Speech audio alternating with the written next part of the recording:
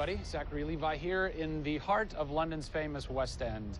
Behind me is BAFTA, the British Academy for Film and Television Arts. Why are we here? Excellent question. For starters, Tomb Raider, the series, has garnered a lot of love and accolade from BAFTA over the years. Some of the key players on Crystal's dev team are BAFTA LA members. And to top it all off, legendary video game composer Jason Graves is a BAFTA winner. We're going to catch up with him in just a bit, but first, a little trip to Raleigh, North Carolina, where we go behind the scenes at Jason's recording studio. These are the final hours of Tomb Raider.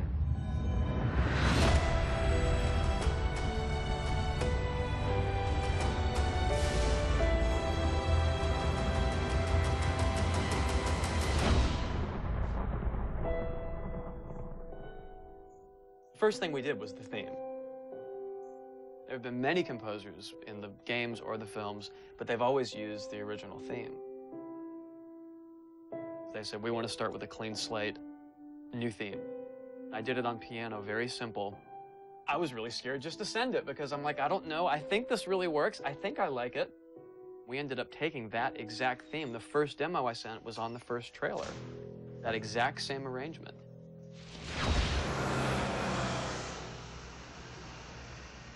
So, Jason, currently you're working on this reimagining of Tomb Raider. When you're taking on a new project, what are the things that attract you to that project?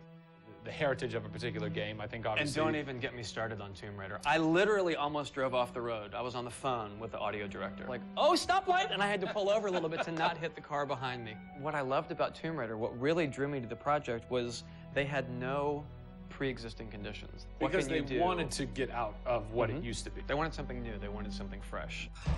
Jason's done hundreds of games at this point. He was an easy choice for us to go with on paper because he has such great experience. I listened through a lot of different material from a lot of different composers. I was really taken by how well he did the intimate stuff. The textures and the real, intimate and vulnerable bits that we needed to highlight in the game were a great match for us. What is square one for you when you start wrapping your head around it going, this is where I feel like this world is going to exist? Main theme. Call me old-fashioned. Then it was a matter of finding out what kind of percussion would work. And always going back to the melody and the theme, because that's kind of the heart of the game. The most signature thing that we need to get right is Lara's theme. One of our big goals was that it can be used in any emotional context. What does it sound like? High action.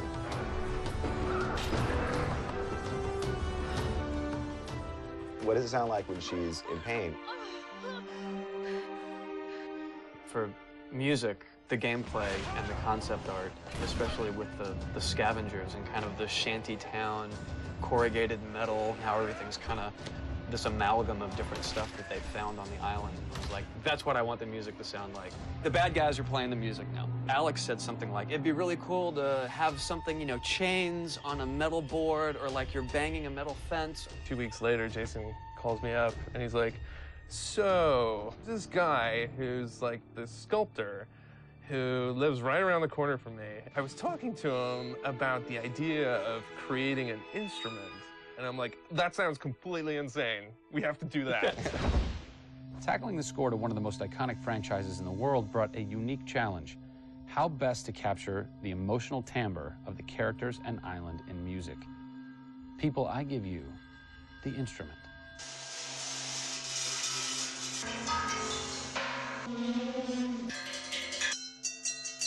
The instrument. I was going to let Matt determine the aesthetics. I was really only concerned about the sounds that the sculpture was going to make. Matt built this, which looks pretty much exactly like Laura's original homemade bow in the game. There's different timbres based on different materials. Metal, glass. It's a direct line from the plot, the characters, the story, the environment, straight to the sculpture. We always wanted the island to have that character in itself. Creating an instrument gave it this unique identity. It's got a voice. Yeah. The very beginning of the game is nothing but the instrument.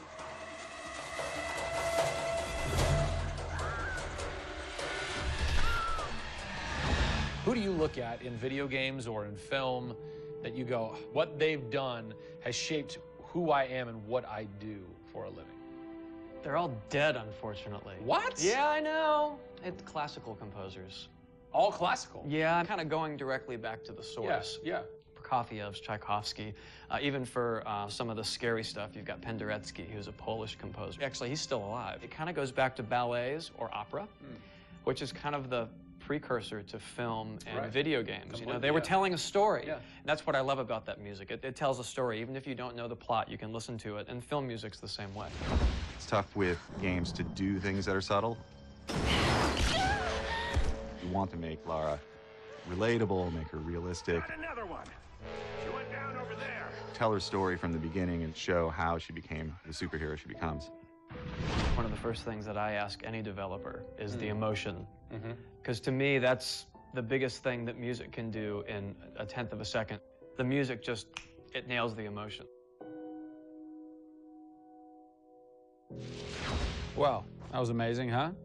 I personally don't think I've ever sounded so good in an interview before, although Jason, Jack, and Alex are audio savants, so that would make perfect sense. I cannot wait to jump into this game, not just for the amazing action, but the emotion and mood and tone that they're going to set with their incredible skill. Tune in next time for a special secret announcement that is going to change the way you play Tomb Raider forever.